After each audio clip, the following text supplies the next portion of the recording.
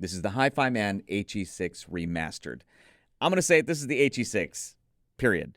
It's back. On one side, it even says HIFIMAN. On the other, it says just HE6. I'll explain in a minute. All right, so here's what HIFIMAN says about the HE6 Remastered. They say it's a limited edition flagship planar magnetic headphone designed for serious audiophiles and collectors. Very key, they say it faithfully preserves the original technical specifications, including the 50 ohm impedance and the 83.5 dB sensitivity, which is to say this is not a sensitive headphone at all. It's a hard-to-drive headphone. Yeah, but I would say that was a defining characteristic of the original HE6. Yeah, I would agree. That was actually one of the defining characteristics, was that journey of finding amps that would drive it beautifully. But now, what's nice now is we have a lot more amps than we did back then. Anyways, we'll get back to that in a second. They say it features HIFIMAN's nanometer diaphragm technology. Now, what's interesting about that is you might think, oh, so it's a new driver. No, it's the same driver as I understand it. Someone on HIFIMAN's team on our forums told us something that you and I didn't know, and that means probably the rest of the community didn't know.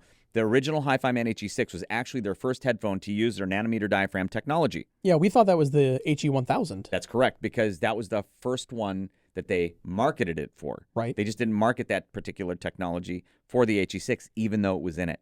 So this is, again, the HE6. It's like a one-to-one, but with some changes. So what are some of the changes? New composite headband design. Right. It's just an infinitely better headband now. It is so much more comfortable. Anybody who knows the original HE6 knows the headband was not its strength. No.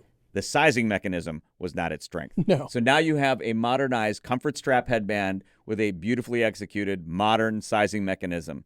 Thank you. All right. Also, cable connection updated 3.5 millimeters. Anybody, so just the plug, a 3.5 millimeter plug. Right. Original HE6 had some weird twisty connector thing. Yeah, I think it was called the mini RF connector, if I'm not mistaken. I have no idea. I just know it was a headache.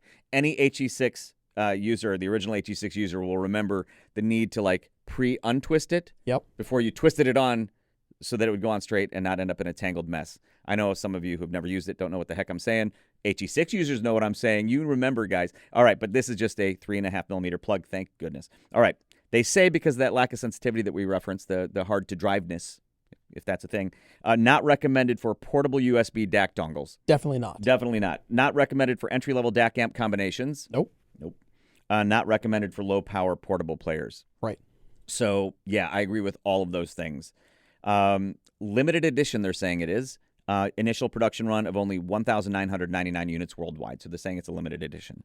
Priced at $1,899 US. So now, here's another thing they say about it. The HE6 Remastered retains the distinctive sonic character and extraordinary performance potential that made the original HE6 famous, while solving one of its most commonly cited drawbacks through an entirely redesigned ergonomic headband. So that drawback they're referencing is that headband we were talking about earlier. The original HE6 headband was, to say the least, not great. This is much, much better. But this is the HE6 with these better bits and pieces. So recommended pairings. These are HIFIMAN's recommended pairings. Yeah. Biased recommendations. But I agree with them. HIFIMAN's EF6 Class A amplifier they recommend. Yeah, which is not crazy expensive. I'm going to say this right now. We've had one since it came out a zillion years ago. It's a classic amp as far as I'm concerned. It's a beautifully executed amp. And yes, it will drive it beautifully. The Golden Wave GA10 tube amplifier. Also not crazy expensive, and for tube lovers. Yes, for tube lovers, that is another, and those are both reasonably priced choices. I decided, because I didn't have those handy at the time that I was auditioning these the first time, so I used it with the HIFIMAN EF1000 DAC, which is their flagship DAC amp. Right. Inordinately expensive, and as one might expect, drove it beautifully. I've also used it with the iFi Audio IDSD Phantom. Yeah. Another gorgeous pairing. Drove them beautifully. So here's the thing with the HE6 and also the HE6 Remastered, because they're effectively the same headphone.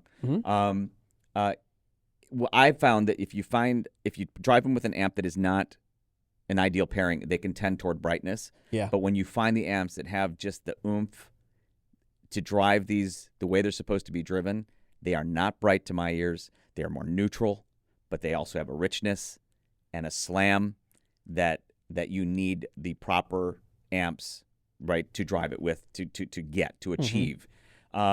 And now we have a lot more choices than we did then, and it can be done. I did compare it to, we have a couple of different HE6s here. I did, the originals.